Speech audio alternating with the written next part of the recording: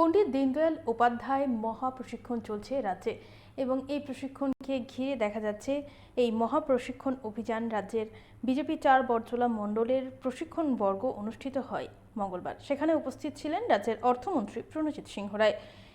এই মহা প্রশিক্ষণের অঙ্গ হিসেবে আজ বরজলা মণ্ডলেও এক প্রশিক্ষণ বর্গ অনুষ্ঠিত হয়, যেখানে উপস্থিত ছিলেন রাজ্যের অর্থমন্ত্রী প্রণজিৎ সিংহ রায়।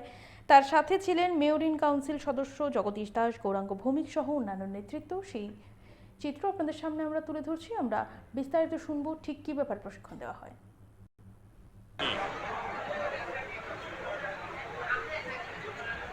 এই প্রশিক্ষণের মাধ্যমে প্রমাণ করে যে ভারতীয় জনতা পার্টি শুধু সরকারে থাকার জন্যই তাদের কাজ, আমাদের সংগঠন শক্তিশালী করা এবং সংগঠনের যারা সৃষ্টি করেছে এবং এই যে মণ্ডল প্রশিক্ষণ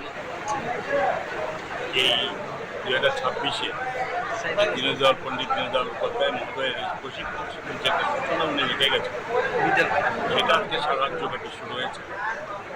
এবং এই প্রশিক্ষণ প্রধানত যারা আমাদের কার্যকর্তা তাদেরকে শক্তিশালী করে। এবং আমি যদি শক্তিশালী না হই তাহলে অটোমেটিক্যালি আমি সরকারে থাকলেও সরকারের যে লক্ষ্য বা দলের যে চিন্তাভাবনা সেটা কিন্তু শক্তিশালী পর্যায়ে পৌঁছাবে।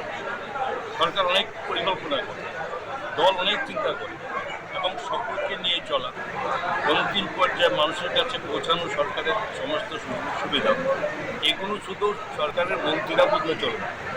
এখানে যারা আধিকারিক চলে এটাকে জানতে হবে টোটাল একদম অন্তিম পর্যায়ে, এবং যারা আমাদের বুথ লেভেল, এখানে মণ্ডলের বুথ লেভেল পর্যন্ত যারা কার্যকর্তা আছে তাদেরকেও সেই সমস্ত যে দলের শৃঙ্খলা, দলের চিন্তাভাবনা, দল পরিচালনা করার পদ্ধতি এবং এটা আমাদের এই যে প্রত্যেকের মধ্যে এটা পৌঁছে দেবে।